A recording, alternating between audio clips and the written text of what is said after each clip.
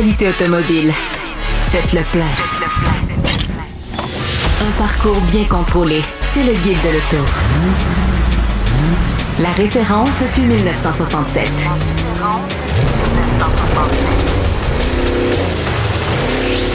Le Guide de l'auto. Bonjour tout le monde, bienvenue au Guide de l'auto. Louis-Philippe Dubé au micro principal, accompagné de Hugues Gonneau qui est revenu cette semaine. Le retour, la revanche. Pour la saison. Salut Hugues, je suis content de t'avoir avec moi aujourd'hui. Merci. On va faire le tour des actualités comme on fait d'habitude au début. Puis ensuite de ça, on va recevoir en entrevue Danny Babu Bernier, vous le connaissez, animateur, coureur automobile, tripeux de char, qui va venir nous parler de ce qui se passe à Saint-Pied-de-Bagotte avec Saner, parce que ça brasse un petit peu de ce côté-là. Pour la survie un peu de la piste, mais on va laisser Babu en parler tantôt. Puis ensuite, tu vas nous faire une chronique de voitures anciennes qu'on a grandement besoin parce que ça fait quand même un petit bout qu'on n'a pas entendu. Ben oui. Parfait. Sans plus tarder, pour commencer, je vous donne un petit avant-goût du teaser, comme on dit en Guide français. de l'auto 2027. Vous l'avez peut-être vu si vous êtes allé sur notre site cette semaine. On a dévoilé la couverture du Guide de l'auto 2027 avec la Toyota GR GT qui est mise en vedette sur la couverture avec le circuit Gilles Villeneuve, évidemment, et tout un vert qu'on a choisi cette année, quelque chose qui va détonner dans les étalages des librairies. D'ailleurs, le livre va arriver en librairie la semaine prochaine, quelque part la semaine prochaine. Mais on va en parler la semaine prochaine. Absolument. Parce qu'on va recevoir tout le monde ou une bonne partie de l'équipe qui a participé à la production du livre 2027, encore une fois, qui est rempli de dossiers. Mais on va s'en garder pour la semaine prochaine. Pour commencer cette semaine, j'aimerais parler du possible retour de la berline américaine. Parce qu'on a... On parle autre chose que de VUS. Je vais choisir de parler de ça parce que justement, quand on parle de berline, quand on parle de familial, quand on parle d'autres choses de VUS, je veux pas enlever rien aux utilitaires parce qu'ils jouent quand même leur rôle dans le monde automobile, surtout en Amérique du Nord. Mais quand on entend parler de peut-être d'un retour ou de la création de nouvelles berlines, puis là, les rumeurs s'intensifient sur la Mustang et la Camaro. Mais pas juste Mustang et Camaro. Mustang et Camaro, 4 portes. 4 portes, tu sais. Écoute, sacrilège pour certains, peut-être, quand on a parlé de la Mustang électrique. Bon, ils en ont vendu quand même pas pire. La Charger, elle est là. Exactement. En 4 portes, elle est belle comme tout. Donc, ça prend des rivaux à la Charger. Il y a ça, puis je dirais, ça participe déjà à un mouvement de balancier qui fait qu'à un moment, ce qui s'était passé avec les VUS, c'est que quand c'était nouveau, tout le monde roulait en berline. À un moment, on a voulu passer au VUS. Maintenant, tout le monde roule en VUS. On a peut-être le goût de repasser un petit peu aux berlines. Donc, c'est le retour de balancier. Et c'est vrai que la Charger 4 portes a montré qu'on pouvait faire une voiture sportive, réussie, avec un petit côté nostalgique, tout en restant très, très moderne dans son approche. Donc, pourquoi la concurrence ne réagirait pas? Moi, je ne pense pas que ça soit un affront au nom Mustang ou Camaro. Ça permet de les faire vivre, justement. Absolument, parce que du côté de la Mustang, on dit que, selon Automotive News, que des concessionnaires auraient vu un espèce de concept de cette berline-là Mustang. On sait que le nom Mark IV a été breveté, donc peut-être que ça pourrait possiblement porter ce nom-là. Les autres informations, c'est possiblement un moteur hybride, possiblement un moteur V8. Qu'est-ce qu'on connaît à l'heure actuelle? On verra. Ça, c'est clair que pour le moment, on a très, très peu d'informations. On n'a même pas la certitude que ces voitures-là vont être lancées. Mais le marché semble tranquillement se diriger vers ça. On a déjà discuté dans l'émission à plusieurs reprises du retour des familiales. Oui. Donc, il y a un petit changement dans le marché. Il y a quelque chose qui frissonne. Et je pense que ça serait assez intelligent de la part de Ford et de GM de faire ce move. Du côté de la Camaro, on l'avait retiré. Et là, ça, justement, tu as dit revivre. Ça permettrait à la Camaro de Bien revivre. sûr. On a encore moins de viande du côté de la Camaro. Elle remplacerait la berline. En fait, la berline remplacerait la 2 portes, essentiellement, et puis pourrait être possiblement montée sur la plateforme là, Alpha 2 de la nouvelle CT5 qui arriverait avec une motorisation. C'est d'autant plus plausible que GM a besoin de véhicules et de produire des véhicules pour amortir le développement de cette plateforme qui n'est pas utilisée sur bon nombre de voitures. Écoute, la CT5, là, c'est un véhicule extraordinaire, mais est-ce que ça a été des volumes extraordinaires? Non. Donc, pas du tout, relancer une berline chez Chevrolet, c'est tout sauf absurde. Ouais. Et puis, il faut que ça soit copié et partagé à travers le portfolio. Il faut comprendre que quand GM développait des plateformes, avant, ils pouvaient les répartir sur beaucoup de pays, dans beaucoup de marques, y compris l'Australie. Ouais. C'est fini tout ça. C'est vrai, ben oui. C'est fini tout ça. Donc maintenant, ils ont intérêt quand même ils ont moins de marques, moins de volume, moins de présence à travers le monde. Quand ils développent une plateforme, ils ont intérêt à l'utiliser le plus possible, dans le plus de marques et dans le plus d'applications possibles. D'un simple point de vue financier pour eux. Donc là, ça serait un win-win pour faire renaître la Camaro et amortir leur coût de développement. Ça sent le badge engineering, comme on dit. Ouais, alors, c'est un mot qui a une mauvaise connotation mais il faut voir quand même qu'en termes de design, GM a fait d'énormes progrès dans les dernières années. Ils sont capables maintenant de sortir des véhicules sur des plateformes identiques avec des identités bien spécifiques, que ce soit tant à l'extérieur qu'à l'intérieur. On est loin des années 80 où on avait de la misère à distinguer. Je me souviens, il y avait une couverture d'un magazine qui disait on peut même plus distinguer les voitures. On voyait 4 A-body différentes de 4 marques différentes et bien malin qui pouvait dire quelle voiture appartenait à telle marque. Aujourd'hui, GM, on est très très loin de ça. Tant à l'intérieur qu'à l'extérieur, les planches de bord sont différentes. Ils ont vraiment maintenant réussi à créer des identités fortes pour chaque marque. Donc, ce genre de badge engineering, j'ai pas de problème avec ça. C'est fort intéressant. Toujours du côté américain, on a des nouvelles de la Charger. On a parlé de la Charger tantôt, mais en fait, on veut décliner le plus possible la nouvelle Charger parce que justement, bon, j'ai pas des chiffres, là, mais les ventes, ça démarre tranquillement. Il y a un peu de lag pour utiliser le terme de mécanique du turbo dans les ventes de la Charger à essence. Les ventes de la Charger électrique, oubliez ça, là, mais celles de la Charger à essence. Donc, c'est pas surprenant avec le fait qu'on a réanimé la division SRT, qu'on commence à décliner le plus possible et d'exploiter le moteur Hurricane Dodge sur le capot revient de la à Charger. ce qu'ils savent faire le mieux, c'est de l'outrance. Non, mais c'est dans le bon sens du terme. Ils savent faire ce genre de voiture-là. Ils ont réussi à faire durer les Chargers, qui étaient quand même techniquement plus dans le coup pendant plusieurs années, grâce à des éditions limitées, des séries spéciales, des moteurs plus poussés, etc. Et on revient un peu à cette même recette. Et là encore, ça a de la gueule. La Super B, on ramène ce nom-là, Super B, avec évidemment la Charger avec 2 et 4 portes, avec le moteur Hurricane 6 cylindres en ligne sous le capot, biturbo. Essentiellement, la Super B embarque 2 turbocompresseurs un peu plus gros. On parle de turbocompresseur Garrett de 58 mm à la place de 54 mm sur la voiture d'origine. Évidemment, il y a une reprogrammation du système d'injection, il y a un meilleur refroidissement et il y a des chevaux en plus. Évidemment, 600 chevaux. Le couple demeure le même à 531 livres-pieds. Et bien, les couleurs, Hugues, tu te rappelles, dans les années 70, quand mon père a sorti les High Impact Colors. On est là. On est là avec ça. Et puis, moi, j'en ai une cette semaine, une Charger orange qui fait penser un peu une inspiration entre le Go Man Go de cette époque-là et le EMI, la couleur EMI, qui est une espèce de orange un petit peu plus foncé.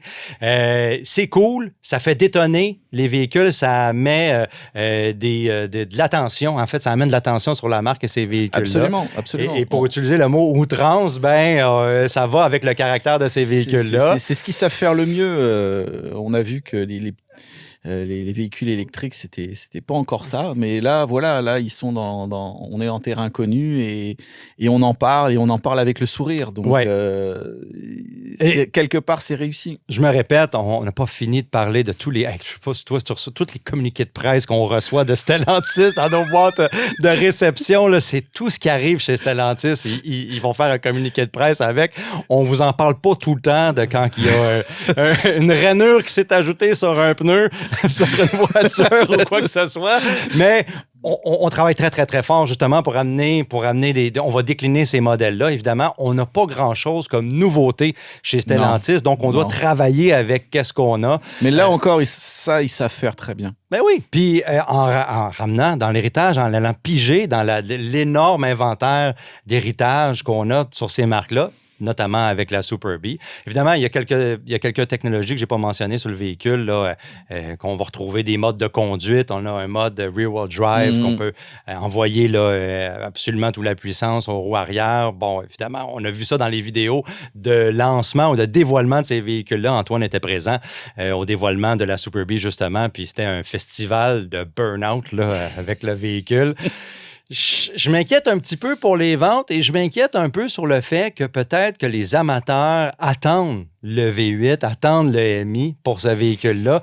Personnellement, au début, le moteur Hurricane, je n'étais pas sûr. Je l'ai essayé dans le Ram 1500 puis je me disais, la fiabilité, on en est où? À quoi penser de ce moteur-là?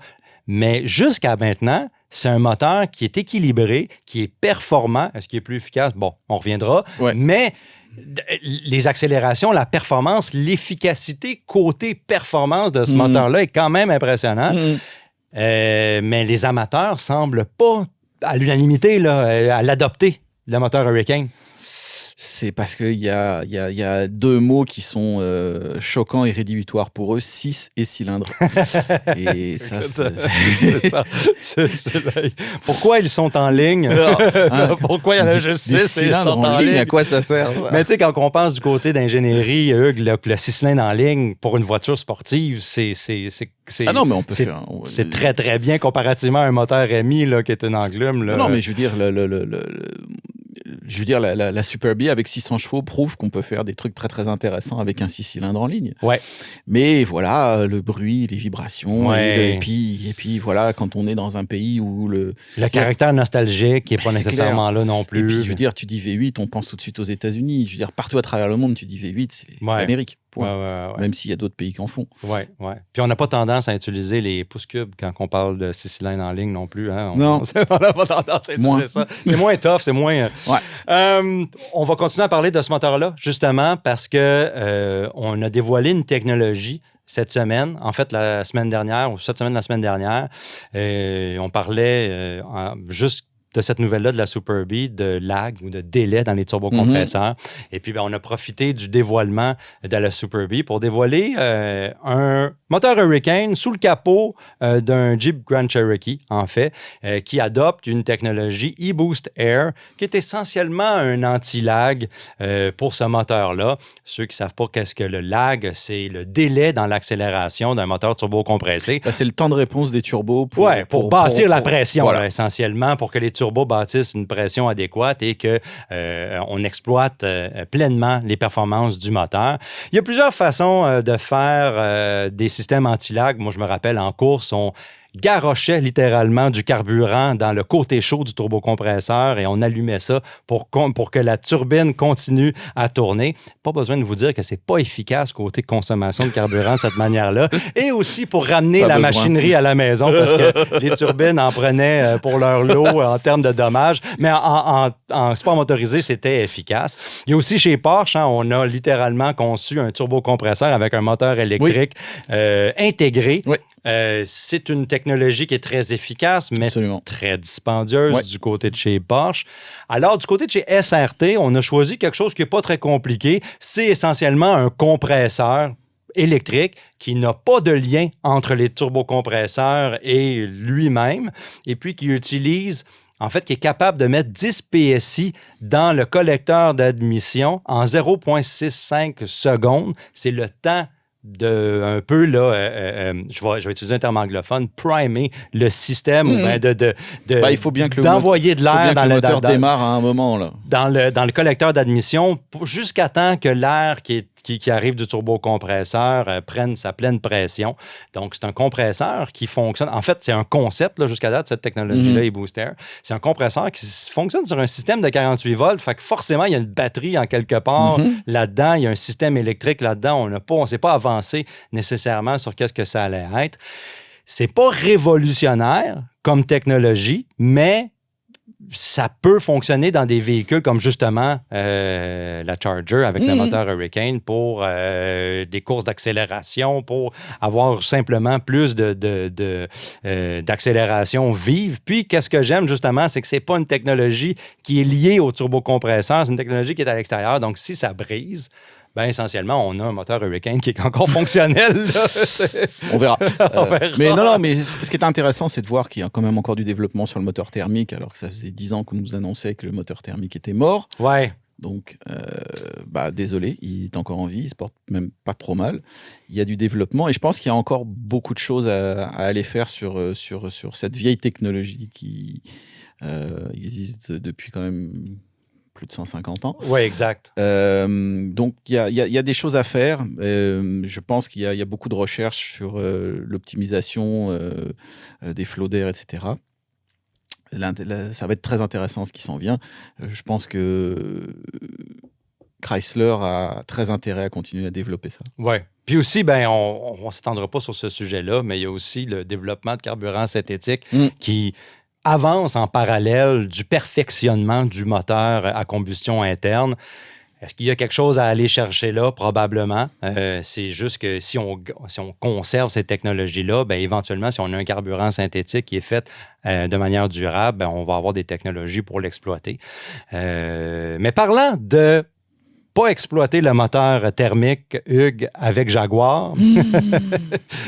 Bon, chez JLR, ça va bien du côté du Defender. En fait, Land Rover, les Defenders sortent comme des petits pains chauds des usines slovaques. Land Rover va très bien, merci. Land Rover, ça va bien, mais du côté de chez Jaguar, écoute, je lis des titres dans les journaux ou sur les médias sociaux de gens qui ne comprennent pas vraiment l'industrie automobile puis qui disent que chez Jaguar, les ventes ont baissé de 95%. Oui, on n'a pas de produits. Il n'y a rien. Il n'y a plus de voitures qui sont fabriquées. Fait que c'est normal. Tu veux dire 100%. Ça, c'était prévu, on le savait. On le savait. Il n'y a pas de surprise, là. Alors, c'est pas là le problème. On avait dévoilé une nouvelle image de marque qui n'a pas fait l'unanimité aussi, avec un concept qui était le 00. Là, je pense qu'on l'appelait 00. Dans ce temps-là. 00, type 00, merci. Et puis, on s'attendait à avoir quelque chose de chez Jaguar. On avait annoncé une berline à ce moment-là qui allait prendre les lignes de ce concept-là. On n'a pas vu la berline ou les lignes finales de la berline. Je sais qu'Antoine a été en Angleterre pour essentiellement découvrir un peu qu'est-ce que les premières spécifications techniques de ce véhicule-là, mais encore tout à fait camouflé. Et puis là, on commence l'effeuillage tranquille, graduel de la type 01. Ouais. En fait, qui va être la berline électrique, qui va être le premier produit chez Jaguar depuis belle lurette, on peut montrer les images de l'habitacle parce que c'est ça qu'on a Préparez-vous aujourd'hui. Voilà. C'est ça l'avenir du luxe. Écoute, je trouve que... C'est désespérant. Proprement désespérant. Si je voyais ça chez Volvo ou chez Polestar, je serais comme « Ah! OK, c'est Volvo et Polestar. » Oui. Mais quand je vois ça dans une marque ou dans un véhicule d'une marque anglaise qui est un peu... Attends, il faut rappeler qu'il vise un tarif autour de 250 000 US, même si je ne m'abuse. Tu regardes ça, tu te dis, je vais payer 250 000 pour ça. Ouais. Ça n'a aucune âme, ça n'a rien, c'est vide, c'est stérile. Le mot qui me vient en tête, c'est stérile. J'ai vu des salles d'opération dans des hôpitaux plus excitantes que ça. Il n'y a rien, je veux dire, il n'y a pas d'âme. Et comme tu le dis, surtout dans un char anglais. Alors, je veux bien croire que Jaguar ait dit à un moment, il faut quand même un peu casser l'ambiance années 50, 60, le bois, le cuir, le machin. Mais à ce point-là, Tu sais, je trouve c'est que une catastrophe. Moi, j'aurais 250 000 à mettre là-dedans, mais je veux pas être vu là-dedans. C'est une pas vrai, opportunité ratée un peu, pas juste un peu, beaucoup, d'aller. Tu sais, tu veux faire appel aux nostalgiques de la marque pour qu'ils dépensent 250 000 $. Par exemple, tu peux concevoir une planche de bar qui va puiser justement dans les commandes physiques. Tu sais, tu peux te permettre d'aller chercher quelque chose que tous les autres constructeurs vont bouder parce que les écrans, c'est moins cher, c'est correct. Là, tu as la latitude de faire ça parce que tu charges la palette. Regarde. Tu pourrais aller chercher, par exemple, des chronographes. Là, mais c'est exactement ce que j'allais dire. De l'instrumentation physique. Prends l'exemple de Bugatti. Les gens vont payer pour, puis tu le fais pas. Bugatti, quand tout le monde a mis des écrans, eux ont dit très bien. Nous, à la place, on va enlever les écrans, on va mettre des systèmes d'horlogerie avec des trucs d'une complexité mécanique incroyable. Et c'est beau, c'est vivant, il y a quelque chose de magnifique, ça parle à l'âme. Et ça dure dans le temps, c'est une pérennité, justement. Puis la qualité de construction de cette instrumentation est proprement délirante. Ouais. Et là, on a l'impression d'être face à un meuble Ikea, sans âme, avec des écrans bêtement posés sur une planche de bord. Ça donne pas l'impression, alors peut-être dans la réalité ça sera différent, mais ça donne pas l'impression qu'il y ait des matériaux nobles. Ça fait dur. Ça fait vraiment dur. Ils ont pas réussi à les trouver. Alors moi, je veux bien croire qu'ils disent, nous, on veut aller chercher une nouvelle clientèle, soit. On veut faire quelque chose de différent, soit. Mais enfin, essayer de trouver quelque chose d'un peu plus intéressant que ça, parce que là, c'est vraiment... Parce que c'est essentiellement, c'est une planche de bar qu'on c'est un machin droit. Puis on va pas chercher quelque chose de nouveau. Un gamin de 5 ans peut dessiner ça. Là. J'ai hâte de voir qu'est-ce que ça va donner parce que justement, Antoine s'en va essayer le véhicule dans les prochaines semaines en Angleterre. Fait qu'on va voir exactement peut-être un pouls sur les performances du véhicule. Il se peut que le véhicule soit super beau à conduire parce que Jaguar en termes de tenue de route et de châssis, ils ont quand même une belle connaissance. Mais encore une fois, moi, je suis millionnaire, je vois ça, je suis comme... Ouais. Si tu dis, je peux avoir ça dans n'importe quel VUS chinois à 20 000 $. C'est quoi l'idée, là? La nouvelle camionnette chez Ford. Ouais. Écoute, on en a parlé souvent ici de cette nouvelle camionnette-là qui se veut électrique et abordable. Chez Ford, Jim Farley a fait des présentations sur non seulement la camionnette, mais une nouvelle façon de l'assembler, etc. Et là, on a le feuillage a commencé. On n'a pas de photos de cette camionnette-là pour vous. On sait qu'elle va ressembler à peu près, en termes de format, la Maverick, en termes de format. Et puis, la tarification, on a une idée aussi, mais on a un nom. Ouais. Fathom. Là, tu le dis bien, là, c'est en anglais, c'est Fathom. Ça va être Fathom. Ça va être bien pour les pays non anglophones. Ouais. Mais ici, quand on va être au guide de l'auto à signer, ça va être, moi, on va dire Fathom. Ça va, tu sais, Je sais pas.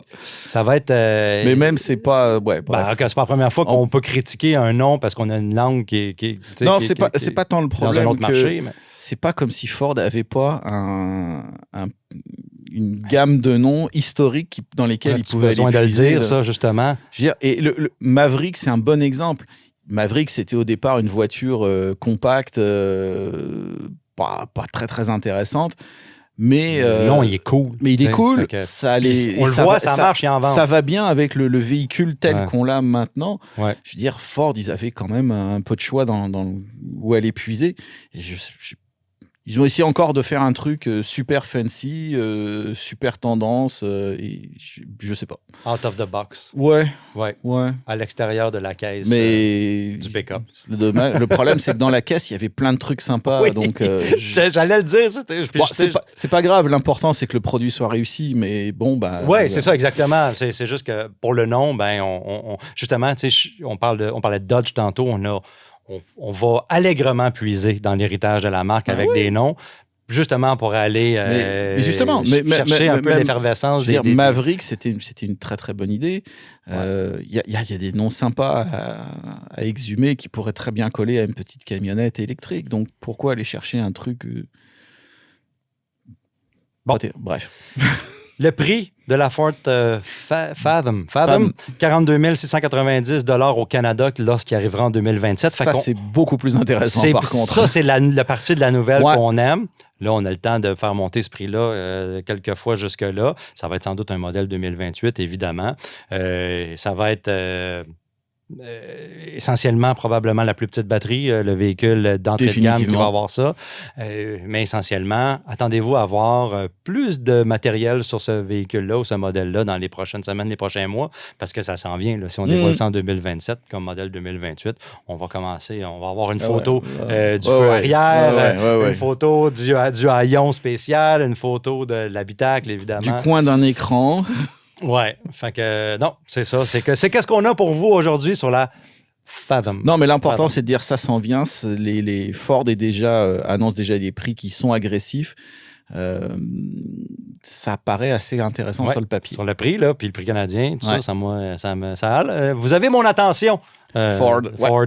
Parlant de pick-up, les rumeurs chez Volkswagen, un camionnette commercialisé en Amérique du Nord pour Volkswagen. C'est un rêve qu'on avait dans la compagnie depuis un bout de temps. On est équipé pour le faire. Ouais. Ce n'est pas encore arrivé. Mais là, maintenant, il y a de plus en plus de joueurs, il y a de plus en plus d'activités, il y a de plus en plus, on le croit, d'acheteurs potentiels pour ces camionnettes-là parce que le marché nord-américain aura un petit peu moins de balises pour la conception de ces camionnettes-là. On a une empreinte manufacturière du côté de chez Volkswagen aux États-Unis, donc on peut essayer de garder un produit américain en Amérique. Là, j'aime plus ça dire nord-américain parce que l'Amérique du Nord, on ne sait plus c'est quoi côté commercial, là, avec ce qui se passe avec la guerre tarifaire. Je ne nous inclus plus dans ce marché-là parce que justement... on va dire que c'est compliqué. C'est compliqué, mais on fait quand même partie de l'Amérique du Nord en termes d'autres choses. Mais là, côté guerre commerciale, on ne sait pas comment on va payer pour cette camionnette-là. Là, breaking news, quand elle va arriver. Mais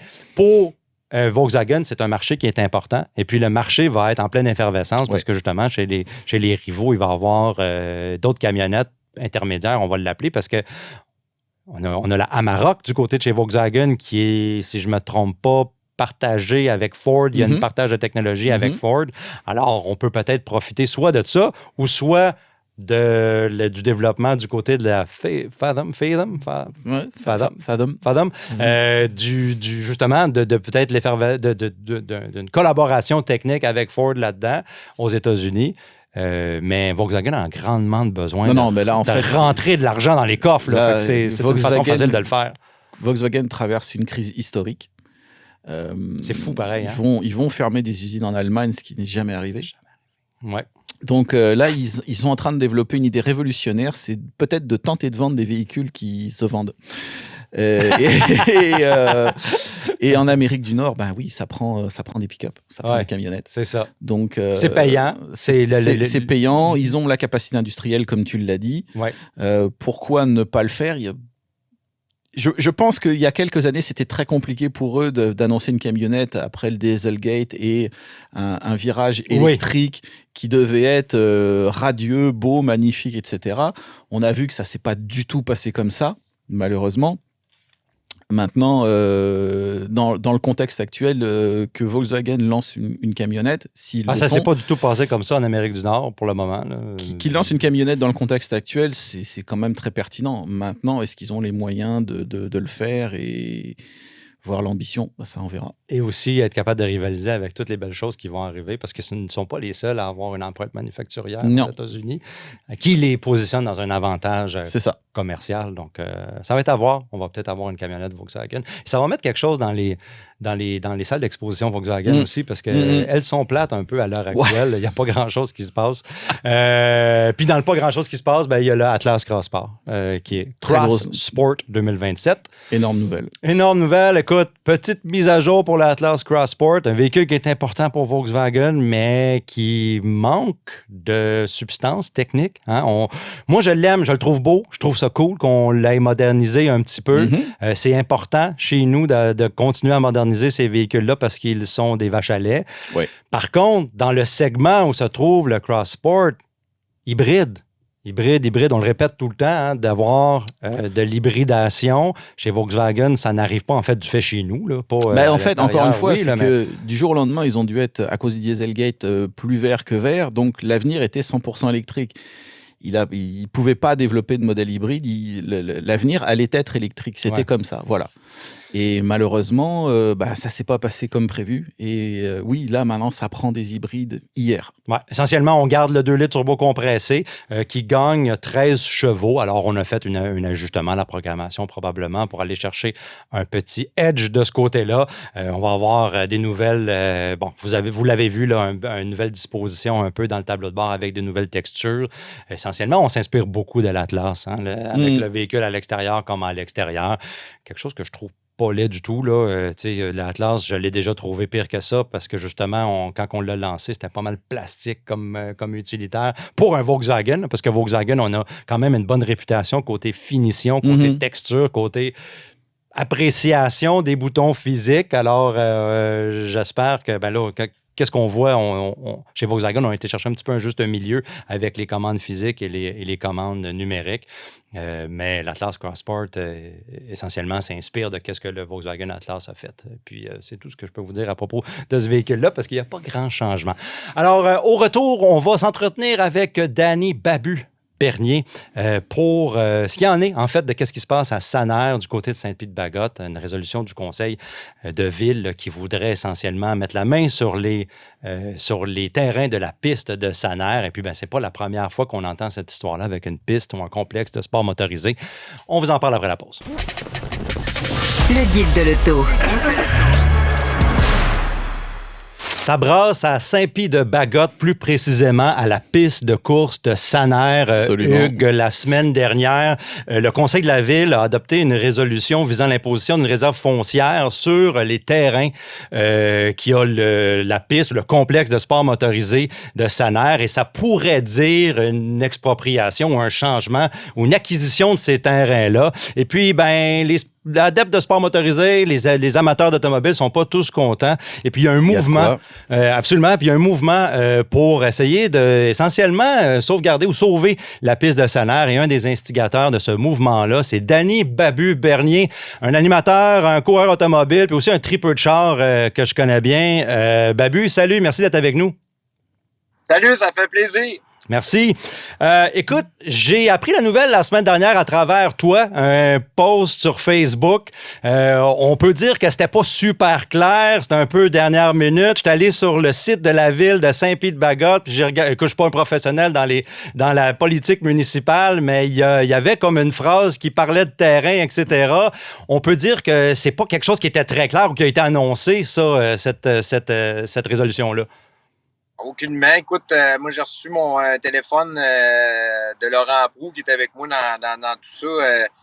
Il devait être à peu près 2 heures l'après-midi. Il dit faudrait qu'on vérifie quelque chose parce qu'il dit les terres, les lots de Sanaire sont impliqués dans une expropriation probablement. Fait que là, j'ai dit il est écrit Sanaire? Il dit non, on a juste des numéros de lots. Fait que j'ai appelé simplement à l'hôtel de ville. J'ai parlé avec le DG, puis il m'a donné les numéros de l'eau. J'ai dit, monsieur, c'est vraiment Sanaire. Il dit, oui, c'est bon. Il aurait pu nous le dire en partant, mais il a fallu le tirer vers du nez. Je pense qu'il voulait faire ça en douce un peu. C'est ce qui nous a dérangé dans tout ça. Fait que c'est là que je me suis reviré de bord, que j'ai annoncé qu'est-ce qui se passait, puis je disais aux gens, si vous voulez voir qu'est-ce qu'il y en a, réunion ce soir à Saint-Pie. J'ai fait la même chose à Séquoia. Je l'ai annoncé en nom de Séquoia. Puis, écoute, quand je suis arrivé à 7h pile à l'hôtel de ville, il devait y avoir 200-300 personnes déjà sur place. Fait que c'est... Malgré la le court laps de temps qu'on a eu, il y avait quand même beaucoup d'opposition par rapport au projet, là. C'est pas la première fois que la piste puis la ville ont des petites altercations comme ça au sujet du bruit. Si on connaît ça, ça arrive souvent avec les pistes de course. Est-ce que la ville avait déjà signifié son intention dans l'histoire récente de vouloir acquérir les terrains ou exproprier le complexe de sport motorisé? Contrairement à ce qu'on a vécu dans le passé à Saint-Eustache ou même à Sainte-Croix, où on a gagné avec la municipalité il y a une couple d'années, c'est pas une histoire de bruit ou une histoire de ce qui pourrait se passer sur la piste. C'est plus une question d'acquérir les terrains. Eux autres, ils disent que c'est pour une école, mais par la suite, nous autres, on a fait des études, puis on s'est arrangé avec des avocats, puis des lobbyistes pour savoir s'il y avait vraiment un projet. puis absolument rien qui a été déposé au ministère. C'est vraiment particulier comme dossier, je te dirais. Puis c'est un peu ça qui est choquant dans tout ça, c'est le fait de vouloir peut-être cacher ça aux partisans, à ceux qui tripent sur les voitures et les pistes de course, mais aussi d'avoir caché ça à la municipalité. On n'a jamais voulu, du côté de la municipalité, justement, dire le mot SANER. On utilisait tout le temps des numéros de l'eau pour justement pas faire de bruit. Il faut se rendre compte qu'on était à quand même 5 heures là, de l'Assemblée. Là, c'est quand même pas rien. Fait que c'est ça, dans le fond, qui est d'arranger un petit peu là-dedans. Puis avec le temps, ben on apprend, comme je te dis tantôt, que pas grand-chose qui a été fait au niveau des commissions scolaires et au niveau du gouvernement. Puis on sait que c'est long quand même, là. C'est ce genre de projet-là. Fait que c'est ça qui est un peu particulier, là.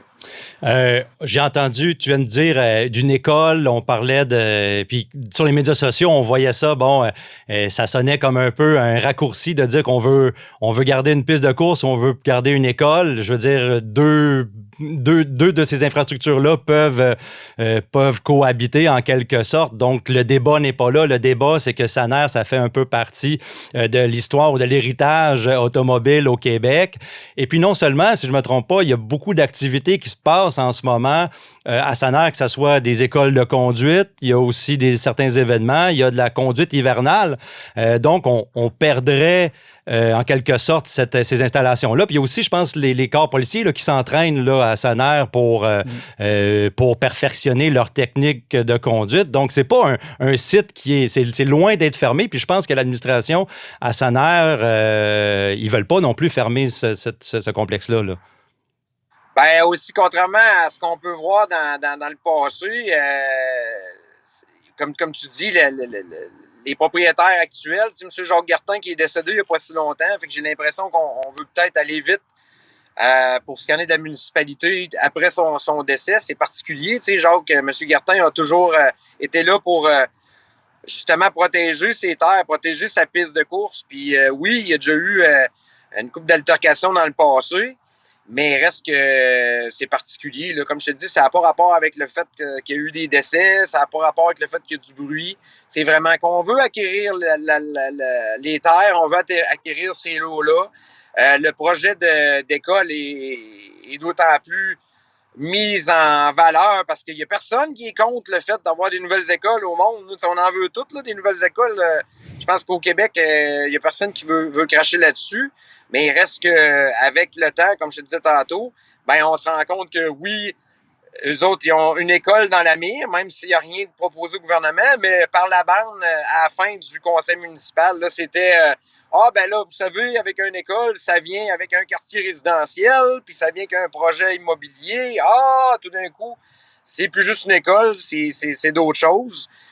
Fait que c'est ça qui est particulier dans ce dossier-là. J'ai l'impression qu'il y a des gens qui tentent de nous cacher véritablement le projet derrière l'acquisition de ces terres-là. Mais tu sais, vous savez, encore là, nos recherches nous montrent que ça coûtait à peu près 25 millions à la population de Saint-Pie juste pour amener l'aqueduc sur le terrain, parce que ça prend un aqueduc pour accueillir une école, puis ça prend un aqueduc pour accueillir un réseau. Ça coûterait 25 millions amener ça sur la terre. Fait que déjà là, c'est assez dispendieux là, pour un projet qui est embryonnaire. Là. Toi qui es dans le domaine de l'automobile depuis longtemps, pourquoi, pour les gens qui connaissent pas tout à fait SANER, qui n'ont jamais été, pourquoi c'est important de conserver la piste?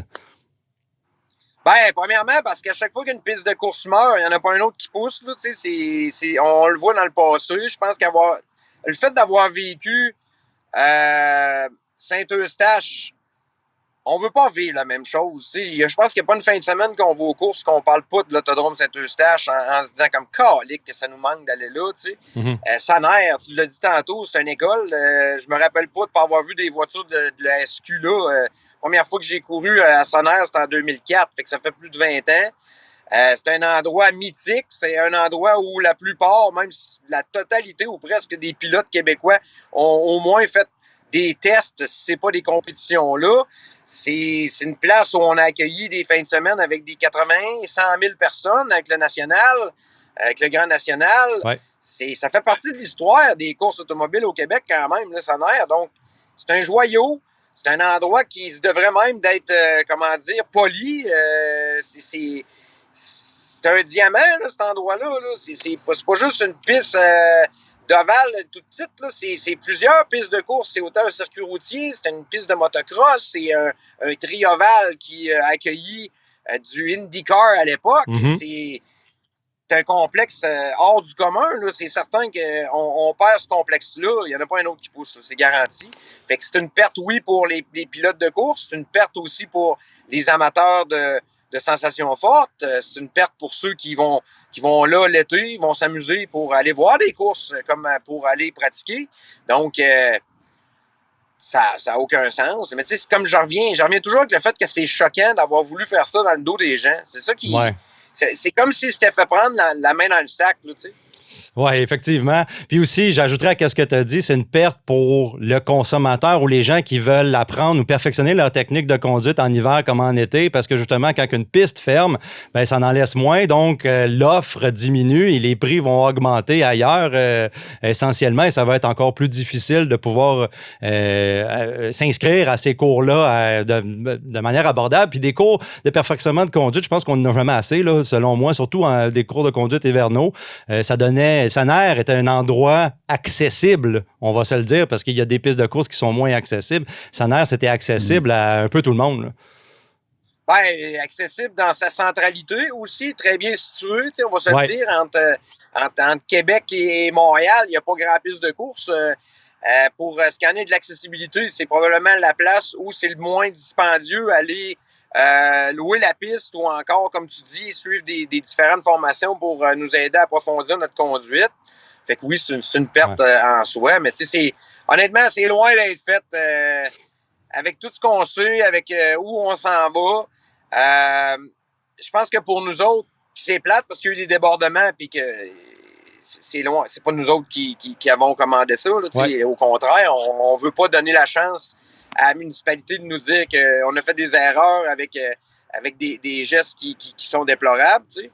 Mais il reste que il faut vraiment expliquer aux gens. Tu sais, je te donne l'exemple du 25 millions environ pour amener l'aqueduc, mais il y en a d'autres, là, des frais qui se rajoutent à ça, que je pense que c'est le citoyen de Saint-Pie qui va payer au bout de la run. Là.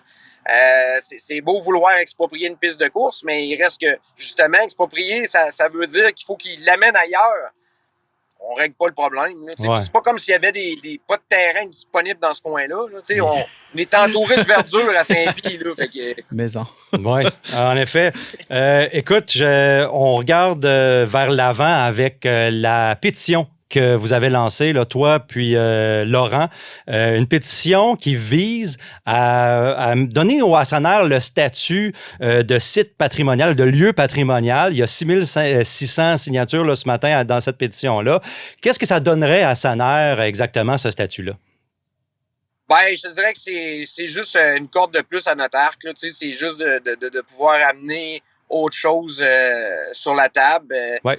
C'en est un patrimoine. L'ouverture de la piste a été faite en partie par Gilles Villeneuve. On regardait les images cette semaine, puis c'est plate parce que ça prend des situations de genre pour que les gens nous sortent des moments d'histoire, qu'ils nous sortent des vidéos, qu'ils nous sortent des photos. Mm-hmm. Puis Dieu sait que, comme je disais tantôt, tout le monde est passé là. C'en est un patrimoine, tu sais.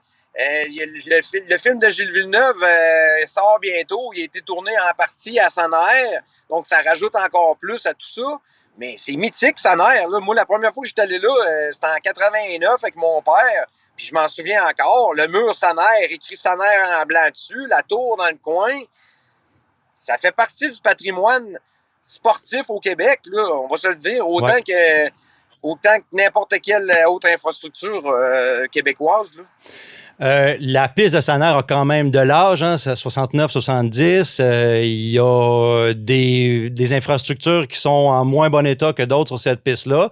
Est-ce que si on arrive à faire tout ça, par exemple, à protéger le site, est-ce que tu le sais si les propriétaires ou l'organisation a des plans pour moderniser le site? Ben, c'est certain qu'au niveau de la piste en tant que telle, l'asphalte est quand même pas si tant pire. Là. J'ai déjà vu des places où c'était un peu plus désuet. Mm-hmm. Mais c'est certain qu'au niveau des installations, il y a du travail à faire. Puis encore là, c'est plate que ça prenne des situations du genre pour ouvrir les yeux de certains à justement vouloir en mettre davantage.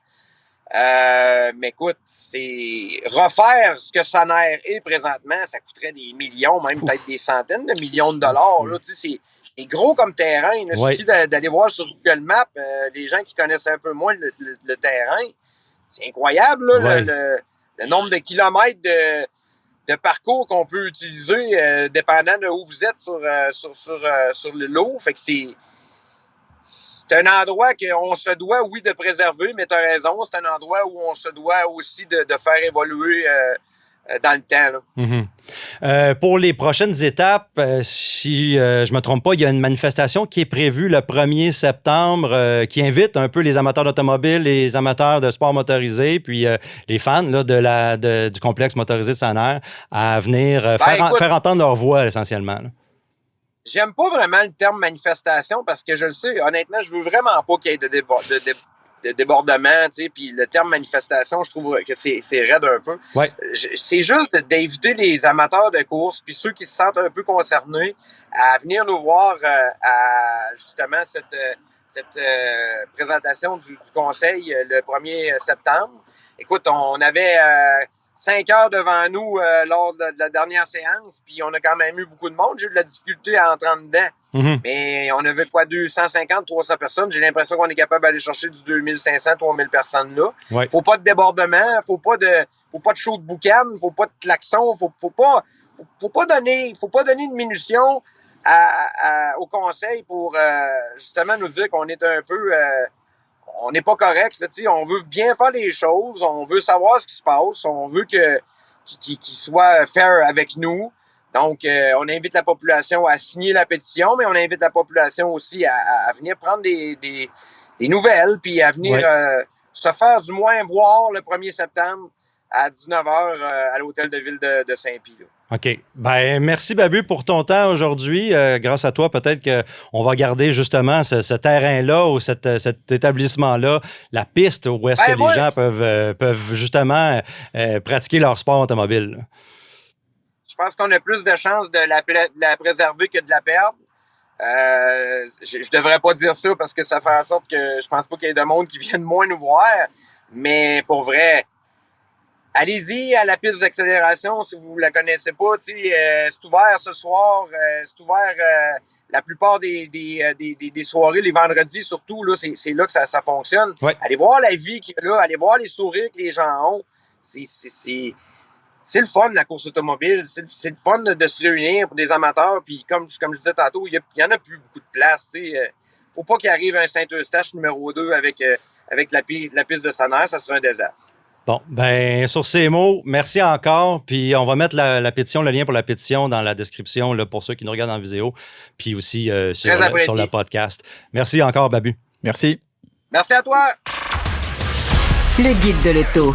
Parcours l'actualité automobile sans dérapage ni accrochage. Hugues, cette semaine, tu nous parles de la Ford Thunderbird de 2e génération qui a pris des allures un peu plus carrées, on va le dire, que la première. Les amateurs considèrent la première génération de Thunderbird comme la plus pure. Certes, mais la Thunderbird Squarebird, chacune des 11 générations de ce modèle porte un nom en Bird. Mm-hmm. La seconde génération est celle qui va sauver la lignée et établir sa recette pour les décennies à venir. Parle-nous donc des origines de la Thunderbird. La première génération de Ford Thunderbird a été une réaction de Ford face à la Chevrolet Corvette de 1953. L'auto a été conçue alors que Lewis Crusoe était directeur général de la marque Ford. Les premiers exemplaires sortirent des chaînes de l'usine de Dearborn dans le Michigan le 9 septembre 1954 et les ventes débutèrent le 22 octobre 1954 pour le millésime 55. Dès son introduction, la T-Bird est mise en question quant à sa rentabilité et l'on évoque rapidement la fin du modèle.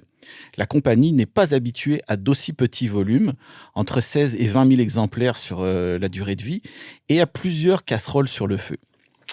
Il y a un personnage clé derrière la Ford Thunderbird, c'est qui? Alors, en janvier 1955, Robert McNamara prend la place de Crusoe à la tête de la marque Ford. Il est l'un des 10 whiz kids engagés par Henry Ford II en 1946. Tous sont d'anciens militaires affectés au contrôle statistique durant la Seconde Guerre mondiale. Et du contrôle, Ford en a besoin. La compagnie avait pour habitude d'estimer ses dépenses en pesant les factures. au poids. Ah! Les choses vont rapidement changer et plusieurs des WizKids occuperont des postes influents dans la société jusque dans les années 70. McNamara n'est pas, de son propre aveu, un amateur de voitures. Ce qui l'intéresse, ce sont les chiffres, idéalement ceux des bilans financiers qui doivent être dans le vert. Dès son arrivée à la tête de Ford, il demande à ce que chaque gamme soit profitable, y compris la Thunderbird. Un rapport interne propose de transformer l'auto en une véritable 4 places pour augmenter son potentiel commercial.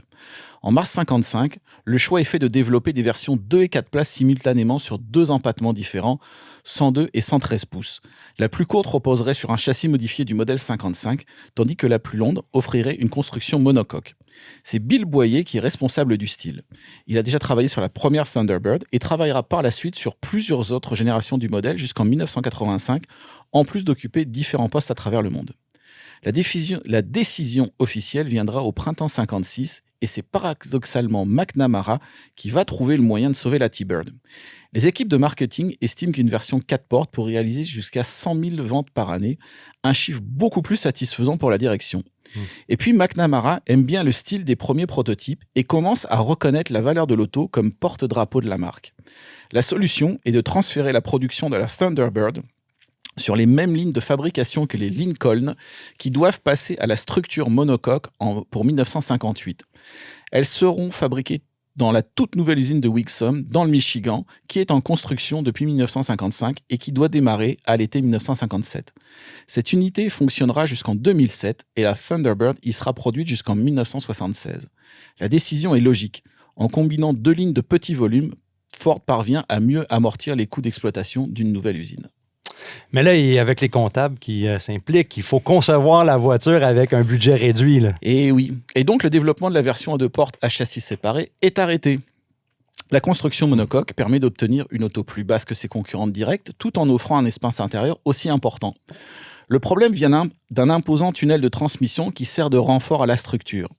Bill Boyer, qui a été dans l'aviation durant la Seconde Guerre mondiale, a l'idée de l'utiliser comme élément fonctionnel en faisant une longue console et en y installant les contrôles de chauffage, les cendriers, le haut-parleur de la radio et les commandes de vitres électriques. Le tableau de bord est rembourré pour plus de sécurité. Les suspensions font appel à des ressorts hélicoïdaux aux 4 coins. Ford prévoyait d'installer une suspension pneumatique, mais comme chez les compétiteurs, elle s'avérera très peu fiable et sera rapidement retirée du catalogue des options. À un moment, les ingénieurs de Ford ont envisagé d'installer un toit rétractable rigide sur le cabriolet, comme dans les modèles Skyliner des années 57 à 59. Ils font appel à John Hollowell, le concepteur de ce système. Mais finalement, l'idée n'ira pas plus loin, principalement pour des raisons de coût, et la seule trace de ce projet restera l'ouverture du coffre par l'arrière. Sous le capot, on retrouve la version la plus poussée, à 300 chevaux, du nouveau V8 de la série FE pour Ford Edsel, qui remplace le bloc de la famille Y introduit pour le millésime 54. D'une cylindrée de 352 pouces cubes, 5,8 litres, il peut être couplé au choix à une transmission manuelle à 3 rapports, avec overdrive optionnel, ou une automatique cruise-o-matic à 3 rapports. Quand est-ce que la Thunderbird de seconde génération arrive sur le marché? À cause de différents problèmes d'ingénierie, la production de la T-Bird démarre en retard le 13 janvier 1958. Les autos sont disponibles en concession à partir du 13 février de la même année. Mais les premiers acheteurs n'ont droit dans un premier temps qu'à la nouvelle version coupée. Le cabriolet n'arrivera que bien plus tard chez les concessionnaires, au mois de juin 1958. La T-Bird est présentée comme un modèle de luxe avec une belle finition intérieure, mais il faut encore mettre la main à la poche pour obtenir la direction et les freins assistés, les sièges électriques, la climatisation, ou bien des ceintures de sécurité et des rétroviseurs. On est en 58. Ouais. Le prix du coupé est de 3 630 $ aux États-Unis et de 5 059 $ au Canada, alors que le cabriolet demande 3 914 et 5 401 $ des deux côtés respectifs de la frontière. Fini les velléités sportives. Même si la Thunderbird 1958 offre plus de puissance que le modèle 57, elle est également plus lourde de 350 kg en cabriolet. Les performances souffrent et les freins ont fort à faire. Les amateurs de la première heure sont déçus, mais qu'importe, malgré un millésime raccourci, les chiffres de production augmentent de 73%, ce qui n'est pas un mince exploit en cette année de récession économique, causant une baisse des ventes chez tous les constructeurs, sauf Rambler. Ford fabrique 35 758 coupés et 2134 cabriolets. Les études de marketing n'avaient pas menti, il y a un véritable marché pour une Thunderbird 4 places. Qu'est-ce qu'on a apporté comme modification pour l'année modèle de 1959? Pour 59, la Thunderbird subit quelques changements esthétiques. Le motif hexagonal de la calandre est remplacé par des lignes horizontales. Idem pour la décoration des feux arrière. Les 4 barres sur la forme arrondie des bas de caisse disparaissent au profit d'un embout en forme de flèche. L'instrumentation devient blanche et la gamme de couleurs est modifiée. Les évolutions techniques sont un peu plus profondes. Puisqu'il n'y a plus de suspension pneumatique au programme, les ressorts hélicoïdaux sont substitués pour des ressorts à lame, alors qu'un V8 de 430 pouces cubes, 7 litres, de la famille MEL pour Mercury Edsel Lincoln, développant 350 chevaux, est disponible en option seulement avec la transmission automatique. En cours d'année, le mécanisme manuel de la capote est remplacé par un système entièrement automatique. Malgré ces changements limités, les ventes montent encore une fois. 78% cette année-là. Le modèle est produit à 57 195 coupés et 10 261 cabriolets, c'est-à-dire plus en une année que les 3 années combinées de la génération précédente. Conformément au souhait de McNamara, la Thunderbird est devenue très profitable et ce n'est encore rien. En 1960, il n'y a pas eu beaucoup de modifications. Non, en effet. La grille intègre des croix chromées, il y a 6 feux arrière au lieu de 4, la flèche chromée sur la porte disparaît et des barres verticales sont ajoutées sur les ailes arrière. L'équipement est légèrement bonifié alors qu'un toit ouvrant manuel est ajouté à la liste des options pour le coupé. Cette option est souvent référée comme le Gold Package, mais il s'agit en fait d'une méprise. En réalité, c'est la compagnie allemande Golde, spécialisée dans les toits ouvrants, qui est le fournisseur de Ford. Ah, intéressant. Facturée à un bon prix, elle ne sera installée que sur 2536 Thunderbird. Là encore, la clientèle en redemande et Ford parvient à peine à suivre côté production, qui augmente encore de 35%, 78 983 coupés et 11 860 cabriolets. Certaines sources citent d'autres chiffres pour les coupés. Il faudra attendre 1977 pour que le total de 90 843 exemplaires soit battu. Plus question à ce moment-là de faire disparaître la poule aux œufs d'or, cette fois-ci, et une nouvelle génération qui sera baptisée Bullet Bird sera lancée en 1961. Les comptables étaient contents là, à ce moment-là. Ravis. Ravis. C'est quoi l'héritage de la Ford Thunderbird de deuxième génération, essentiellement? Il est énorme.